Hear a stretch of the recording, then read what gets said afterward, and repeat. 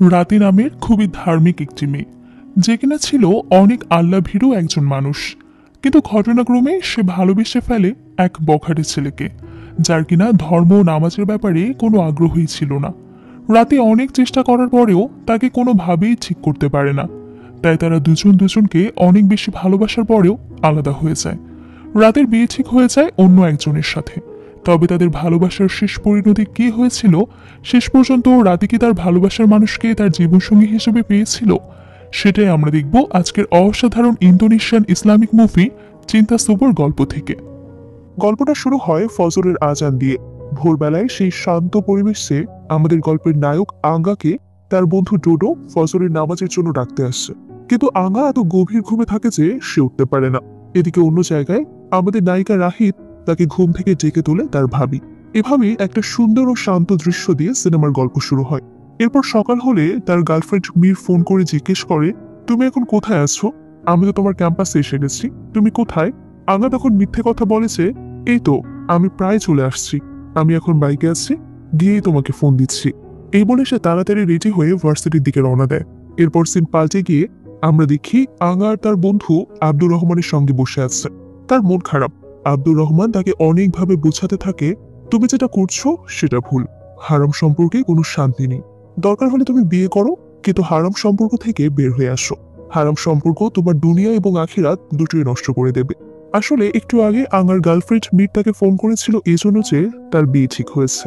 সে তার বাবা মায়ের অবাধ্য হয়ে অন্য কাউকে বিয়ে করতে পারবে না। তাই সে আঙ্গাকে তাকে ভুলে যেতে বলে এবং সে আঙ্গার সঙ্গে শেষবারের মতো দেখা করতে এসেছে। এরপর নামাজের সময় হলে আব্দুর রহমান আঙ্গাকে বলে, চলো আমরা নামাজ পড়ে আসি। আঙ্গা বলে, আমার কিছুই ভালো লাগছে না, তুমি নামাজ পড়ে আসো, আমি একটু একা থাকতে চাই। আমার সাথে সবসময় খারাপ কিছুই হয়, আমার জীবনে কোনোদিন ভালো কিছু হয়নি। তখন আব্দুর রহমান বলে, আল্লাহ তোমাকে ভালোবাসেন বলেই খারাপ সম্পর্ক থেকে তোমাকে বাঁচিয়েছে, এজন্য তোমার আল্লাহর কাছে শুকরিয়া আদায় করা উচিত। পাশেই তো মসজিদ, চলো নামাজ পড়ে আসি, নামাজেই শান্তি। এরপর আব্দুর রহমান তাকে জোর করে মসজিদে নিয়ে যায়। মসজিদে গিয়ে আব্দুর রহমান অজু করতে থাকে, আর আগা তখনও মন খারাপ করে মেয়েটার কথাই ভাবতে থাকে। সে আব্দুর রহমানকে বলে, আচ্ছা মেয়েরা এমন কেন হয় বলো তো? এদের মনে কি ভালোবাসা বলে কিছুই নেই? একজনকে ভালোবেসে কিভাবে অন্য কাউকে বিয়ে করে? আব্দুর রহমান তখন রেগে গিয়ে বলে, তুমি আসলে পাগল হয়ে গেছো, মসজিদে নামাজ পড়তে এসে এসব কথা কিভাবে বলো তুমি? তুমি মেয়ের প্রেমে অন্ধ হয়ে গেছো। নামাজ পড়ো, আল্লাহর কাছে চাও যেন তিনি তোমাকে দিনদার সুন্দর একটা বউ দেন। ঠিক তখনই আমরা রাতিকে দেখতে পাই। সে বলে, আব্দুর রহমান, আল্লাহ তোমার দোয়া কবুল করেছেন, আমি আমার সুন্দরী প্রিয়তমাকে পেয়ে গেছি। এই বলে আঙ্গা নামাজ বাদ দিয়ে দৌড়ে রাতির কাছে যায়। সে গিয়ে বলে, আমার নাম আঙ্গা, আমি ইউনিভার্সিটিতে 3rd ইয়ারে পড়ি, আমার সিজিপিএ 3.58, আমি কি তোমার সঙ্গে পরিচিত হতে পারি? তার এমন অদ্ভুত আচরণে রাতে হতভম্ব হয়ে যায়। সে বলে, তুমি কি সত্যি পুরুষ? তার এমন প্রশ্নে আঙ্গা চমকে যায়। রাতি বলে, যদি তুমি সত্যিকারের পুরুষ হতে তাহলে নামাজ বাদ দিয়ে একজন অপরিচিত মেয়ের কাছে এসে পরিচিত হতে চাইতে না, তুমি আসলে পুরুষই না। আঙ্গা খুবই লজ্জা পায়। এরপর কিছু না বলে সে সোজা গিয়ে নামাজে দাঁড়িয়ে যায়। নামাজ শেষে আঙ্গা আর আব্দুর রহমান মসজিদের ওস্তাদ সুপ্তার কাছ থেকে ইসলামিক বয়ান শুনতে থাকে। সেখানে রাতিও ছিল। ওস্তাদ সুপ্তা আসলে রাতির বড় ভাই। রাতির বাবা মা নেই, তার পরিবারে আপনজন বলতে শুধু ভাই আর ভাবি। বয়ান শেষ হলে আঙ্গা আবারও রাতির কাছে যায়। সে রাতিকে অনেকভাবে পটানোর চেষ্টা করে। এক পর্যায়ে সে রাতির কাছে তার ফোন নম্বর চায়। রাতি তখন বলে, আপনার সঙ্গে আমার আজ প্রথম পরিচয়, আমি কিভাবে একজন অপরিচিত মানুষকে আমার ফোন নম্বর দেব? আঙ্গা তখন বলে, এই তো আমরা তো এখন পরিচিত হয়ে গেলাম, আমার নাম আঙ্গা আর তোমার নাম রাতি, এখন আর আমরা অপরিচিত নই। রাতি বুঝে ফেলে এই ছেলে খুব নাচফুর বান্দা, নম্বর না পেলে সহজে পিছু ছাড়বে না। তাই সে বুদ্ধি করে আঙ্গাকে ভুল নম্বর দেয়।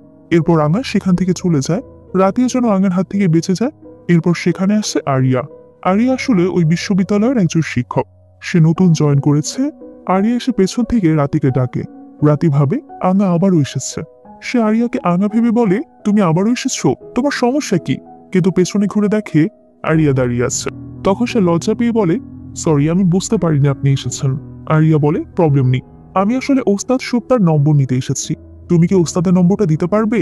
রাতে তখন তার ভাইয়ের নম্বর দেয়। এরপর সে সেখান থেকে চলে যায়। এর পরের দৃশ্যে দেখা যায় রাতে আঙ্গা আর তার বন্ধু ডোডো কথা বলছে। আঙ্গা বলে, আজ ভার্সিটিতে সুন্দর একটা মেয়ের সঙ্গে আমার কথা হয়েছে, তার মধ্যে এত সুন্দর মেয়ে আমি এর আগে কখনোই দেখিনি, প্রথম দেখাতে আমি তার প্রেমে পড়ে গেছি। জোজো তখন বলে, তাই নাকি, নাম কি তার? আঙ্গা বলে, রাতি। ডোডো তখন জিজ্ঞেস করে, তোমার ভালো লেগেছে বুঝলাম, কিন্তু তুমি ওর সঙ্গে কিভাবে যোগাযোগ করবে? আঙ্গা বলে, আমিও তো কাঁচা কাজ করি না, আমি তার নম্বর নিয়ে এসেছি, দাঁড়াও আমি ফোন দিচ্ছি। এরপর আঙ্গা রাতিকে কল দেয়, কিন্তু ফোন ধরে একজন কাপড়ের দোকানদার। আঙ্গা বুঝে যায় রাতি আসলে তাকে ভুল নম্বর দিয়েছে। তারপর আমরা দেখি ওস্তাদ সুপ্তা রাতির সঙ্গে কথা বলছে। সে রাতিকে নামাজের ব্যাপারে উপদেশ দিচ্ছে আর বলছে ভাবিকেও যেন এই বিষয়ে সচেতন করে। রাতে ভাবি নামাজে গাফিলতি করায় তার ভাই তাকে বকা দেয়, এজন্য ভাবি কাঁদতে থাকে। অন্যদিকে আরিয়ার মা অসুস্থ হয়ে পড়ে, তাকে হসপিটালে নিয়ে যেতে দেখা যায়। তার শারীরিক অবস্থা ভালো না। এর পরের দৃশ্য হাসপাতালে শিফট হয়। আরিয়ার মা তাকে বলে, তোমার মতো সন্তান পেয়ে আমি গর্বিত, প্রতিটি ঘরেই যেন তোমার মতো সন্তান হয়। আরিয়া তখন বলে, মা তুমি তো শুধু আমার জন্য দোয়া করো, সারা জীবন যেন তোমার সেবা করে যেতে পারি। এরপর দেখা যায় ওস্তাদ সুপ্তা ইসলামিক বয়ান করছেন। তিনি যুবকদের বিয়ের গুরুত্ব নিয়ে দিক নির্দেশনামূলক উপদেশ দিচ্ছেন। সে সময় সেখানে আব্দুর রহমান ও আঙ্গা উপস্থিত ছিল। বয়স শেষে ওস্তাদ সুপ্তা চলে যাওয়ার সময় তার সঙ্গে আরিয়ার দেখা হয়। আরিয়া তার মায়ের অসুস্থতার কথা বলে এবং ওস্তাদ সুপ্তার কাছে মায়ের জন্য দোয়া চায় যেন আল্লাহ তার মাকে সুস্থ করে দেন। আরিয়ার কথা শুনে ওস্তাদ সুপ্তা তাকে একদিন বাসায় আসার জন্য বলেন। সেখান থেকে বের হওয়ার পর ওস্তাদ সুপ্তার সঙ্গে রাতে দেখা হয়। ওস্তাদ সুপ্তা রাতিকে ক্লাস শেষে তাড়াতাড়ি বাড়ি যেতে বলে। এই বলে ওস্তাদ সুপ্তা সেখান থেকে চলে যায়। এরপর দেখা যায় আঙ্গা আর তার বন্ধু আব্দুর রহমান বাইকে করে বাড়ি ফিরছে। এমন সময় আঙ্গা রাতিকে বাস স্টপে অপেক্ষা করতে দেখে। তখন সে আব্দুর রহমানকে বাইক থেকে নামিয়ে বলে, বন্ধু আজ তুই হেঁটেই বাড়িতে যা, আমি রাতিকে ওর বাসায় ড্রপ করে দিচ্ছি। আব্দুর রহমান রেগে গিয়ে বলে, তুই কি রে, একটা মেয়ের জন্য বন্ধুকে গাড়ি থেকে নামিয়ে দিলি? কিন্তু আঙ্গা তার কোনো কথাই না শুনে সোজা রাতির কাছে যায়। গিয়ে বলে, তুমি তো বাস মিস করে ফেলেছ, পরের বাস আসতে দেরি হবে, চাইলে আমি তোমাকে ড্রপ করে দিতে পারি। রাতি তখন বলে, সমস্যা নেই, আমি পরের বাসেই ফিরবো। আঙ্গা তাকে অনেক বোঝাতে থাকে যে এই জায়গাটা নিরাপদ না, যে কোনো কিছু হতে পারে, কিন্তু রাতে তার কোনো কথাই পাত্তাই দেয় না। তখন আঙ্গা বলে, বাই, আর এটা বলে সে চলে যেতে থাকে। ঠিক তখনই রাতে খেয়াল করে তার ফোনের চার্জ শেষ হয়ে গেছে। সে তখন আঙ্গাকে পেছন থেকে ডেকে বলে, ঠিক আছে চলো আমি তোমার সঙ্গে যাব। বাড়ি ফেরার পথে হঠাৎ বৃষ্টি শুরু হয়। তখন তারা একটা রেস্টুরেন্টের সামনে দাঁড়ায়। আঙ্গা বলে, বৃষ্টি থামতে মনে হয় দেরি হবে, চলো ভেতরে যাই। ভেতরে গিয়ে তারা খাবার অর্ডার দেয়। এমন সময় এশার আজান হয়। রাতে আঙ্গাকে বলে, আজান তো দিল, তুমি নামাজ পড়বে না? আঙ্গা বলে, সমস্যা নেই, বাসায় গিয়ে পড়ে নেব। রাতে তখন বলে, নামাজের বিষয়ে তোমার এত গাফিলতি কেন? ভেতরে তো নামাজের জায়গা আছে, যাও নামাজ পড়ে নাও। আঙ্গা তখন রাতের কাছে ভালো হওয়ার জন্য অনিচ্ছায় নামাজ পড়তে যায়। এদিকে রাতের বাড়ি ফিরতে অনেক লেট হয়। রাতির ভাই বাড়িতে ফিরে তাকে দেখতে না পেয়ে টেনশন করতে থাকে। এরপর বৃষ্টি নামলে তারা রেস্টুরেন্ট থেকে বের হয়ে রাতে বাড়ির দিকে রওনা হয়। রাতিকে বাড়ির সামনে নামিয়ে দিয়ে আঙ্গা বলে, কাল কিন্তু তুমি আমাকে ভুল নম্বর দিয়েছিলে। রাতি হেসে বলে, ঠিক আছে দাও, সঠিক নম্বর দিচ্ছি এবার। সে আঙ্গার কাছ থেকে ফোন নিয়ে নম্বর তুলে দেয়। আঙ্গা তখন নম্বরটিতে কল দিয়ে চেক করে দেখে ঠিক আছে কিনা।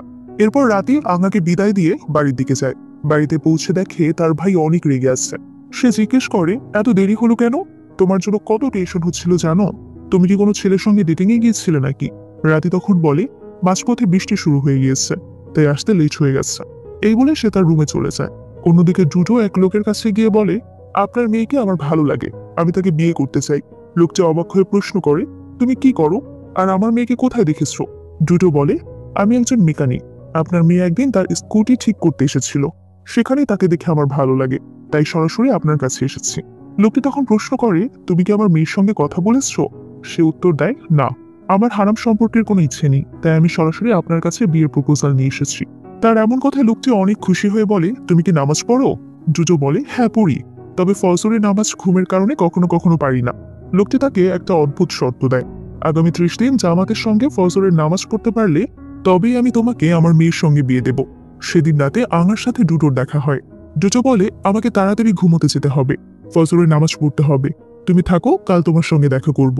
আঙ্গা বলে, কাল থেকে আমিও নামাজ পড়ব। ডুটো তখন মজা করে বলে, তুমি কি ফজরের নামাজের নিয়ত বলতে পারবে? অনেকদিন নামাজ না পড়ার কারণে আঙ্গা ভুলে যায়। এরপর ডুটো সেখান থেকে চলে যায়। আঙ্গা তখন ফোন থেকে নামাজের নিয়ত বের করে পড়তে থাকে। রাতে আঙ্গা রাতিকে মেসেজ দেয়, মেসেজে তারা অনেক কথা বলে।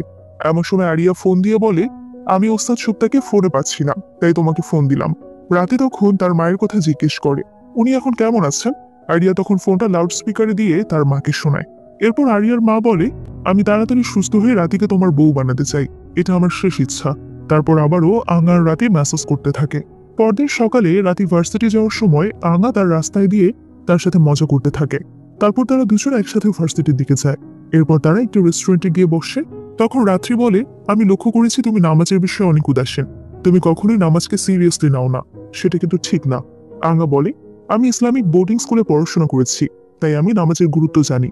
নতুন করে তোমাকে আর বলতে হবে না। অন্যদিকে দুটোর কাছে সেই মেয়েটি আসে, এসে বলে, আমারও আপনাকে ভালো লাগে। আমি চাই আপনি আমার বাবার দেওয়া শর্ত পূরণ করে আমাকে আপনার বউ করে ঘরে তুলুন। এমন সময় সেখানে তার এক ফ্রেন্ড আসে, তখন মেয়েটি ডুডোর কাছ থেকে বিদায় নিয়ে সেখানে চলে যায়। পরের দিন ফজরের নামাজের পর ডুডোর সঙ্গে আরিয়ার দেখা হয়। সেখানেই তাদের মধ্যে আলাপ হয়। দুজন একে অপরকে চিনে ফেলে। কিছুক্ষণ কথা বলার পরে আরিয়া বিদায় নিয়ে বাড়ির দিকে রওনা দেয়। পথে যেতে যেতে সে বারবার মায়ের কথাই ভাবছিল। কিছুতেই মায়ের চিন্তা মাথা থেকে যাচ্ছে না তার। বাড়িতে গিয়ে বসেও আরিয়া বারবার মায়ের কথাই ভাবতে থাকে। এমন সময় হঠাৎ তার ফোনে কল আসে। ফোন ধরতেই সে জানতে পারে তার মা আর বেঁচে নেই। খবরটা শুনেই আরিয়া কাঁদতে কাঁদতে হাসপাতালে ছুটে যায়। এরপর দেখা যায় আরিয়ার মাকে কবর দেওয়া হয়েছে। সেখানে ওস্তাদ শুক্তা আর রাতিও এসেছে। ওস্তাদ শুক্তা সবাইকে বলে, এই দুনিয়ায় কেউ চিরকাল থাকে না, একদিন সবাইকেই মারা যেতে হয়। তাই এই সত্যটা মেনে নিয়ে আমাদের আখিরাতের কথা ভাবতে হবে। এরপর দেখা যায় আঙার রাতে এক রেস্টুরেন্টে বসে আছে।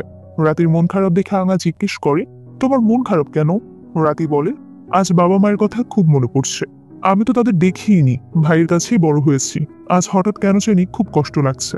এই কথা শুনে আঙা বলে, আমি তোমাকে খুব ভালোবাসি, সব সময় তোমার পাশে থাকবো, তোমাকে কখনোই কষ্ট পেতে দেব না। রাতি বলে, আমি কোনো হারাম বা গুনাহ